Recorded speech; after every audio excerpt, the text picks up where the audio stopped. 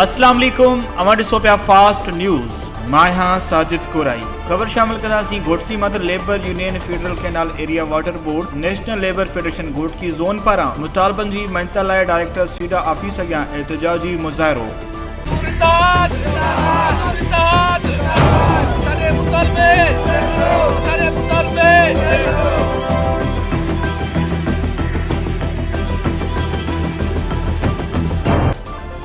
उन मौके ते अॻवाननि ज़ाहिद हुसैन शहानी, शबीर अहमद भट्टी, मोहम्मद दीन कोलाजी, सजाद अली धारेजो, मुमताज़ चाचड़, मुख्तियार रिंद सुमत ॿिनि मीडिया खे ॿुधायो त डायरेक्टर सीडा मुलाज़िमनि सां माटेली माओ वारो सलूक करे रहियो आहे। हिननि चयो त labour union Ghotki federal canal area water board Ghotki जाइज़ मुतालबा आहिनि जिन खे तस्लीम करे मुलाज़िमनि मां बेचैनी ख़तम कई वञे। जेको असांजो चार्ट ऑफ डिमांड आहे उहो ई आहे रिटायर्ड थियल मुलाज़िमनि जी औलाद खे भर्ती कयो वञे, गैर कानूनी प्रमोशन ऐं डिपोटेशन ख़तम कई वञे। वधीक एहतजाज हुननि जो चवणु हो त मुरिपुर माथियलो डेरकी आपाशी खाते में थियल करोड़ों रुपए जी करप्शन की जांच कई वञे त जीअं सभु अछा ऐं कारा ज़ाहिर थी पवनि। इस्काब खाते उबाड़ो घोटकी कॉलोनी जी मरम्मत लाइ आयल बजट हड़प कई वई आहे जंहिंजी इंक्वायरी कई वञे। हिननि मुतालबे ते असां जाइज़ मुतालबा आहिनि उहे तस्लीम कया वञनि, ॿी सूरत में सख़्त एहतजाज कयो वेंदो।